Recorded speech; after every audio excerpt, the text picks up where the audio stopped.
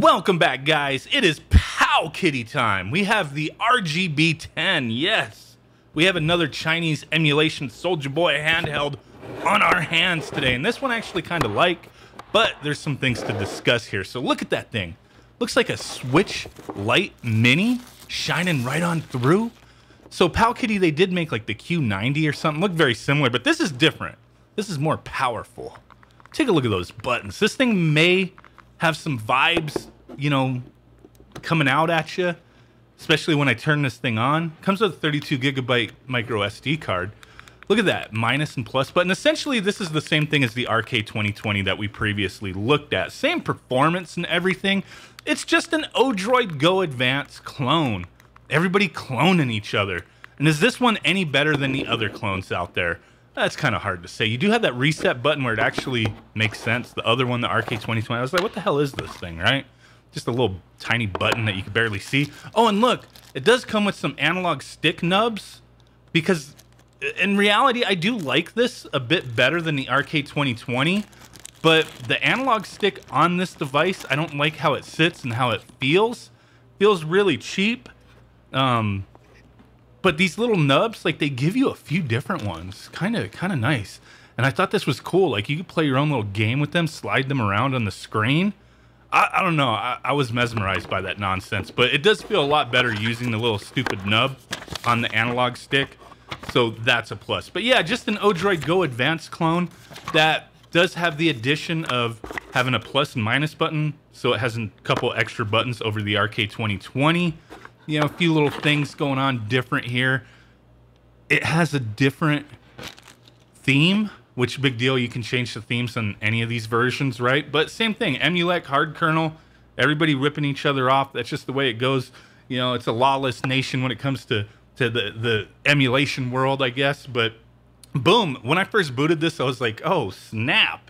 This looks like my buddy Phil's Doodles comic book theme, right? But yeah, you know, it is what it is, right? So essentially the same exact thing as the RK2020. I just like the way it feels and looks.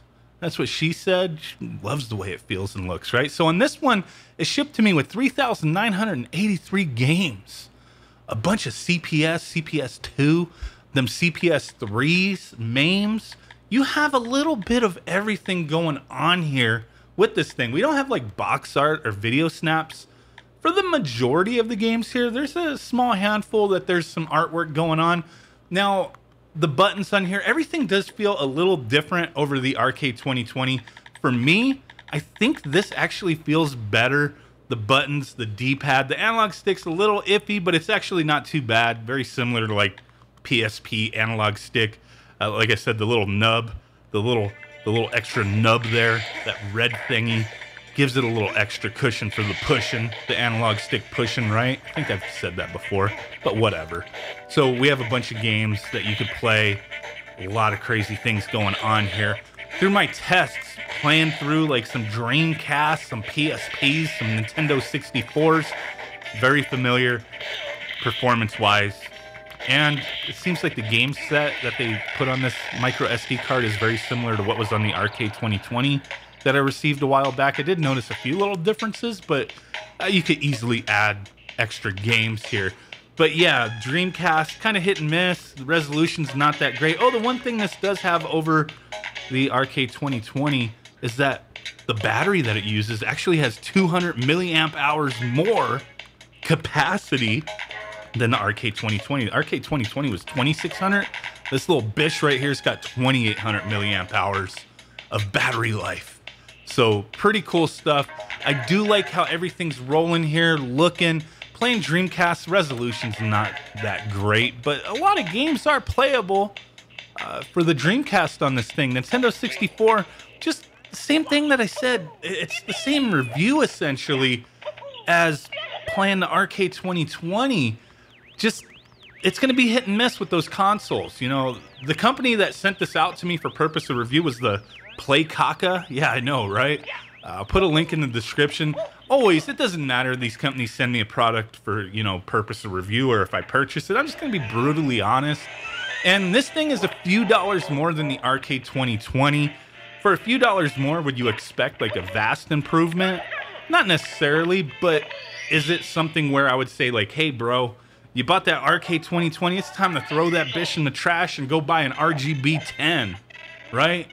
2020 or 10, which one do you want? No, I wouldn't say get rid of the RK 2020 or the Odroid Go Advance or any other various clones of any of those hardware machines out there to get this one.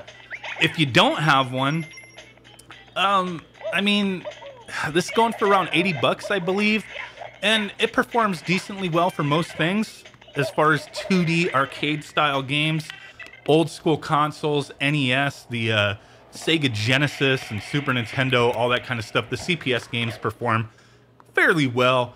Street Fighter 3 Third Strike, I did notice a few little sound issues, but not crazily so. Just every great once in a while, it would kind of sound muffled. And I think that might be more due to the shitty speakers that these things use, where the sound comes through and it comes through okay, but sometimes them decibels that are trying to flow through that little speaker, it just, something distorts and it just doesn't sound that great.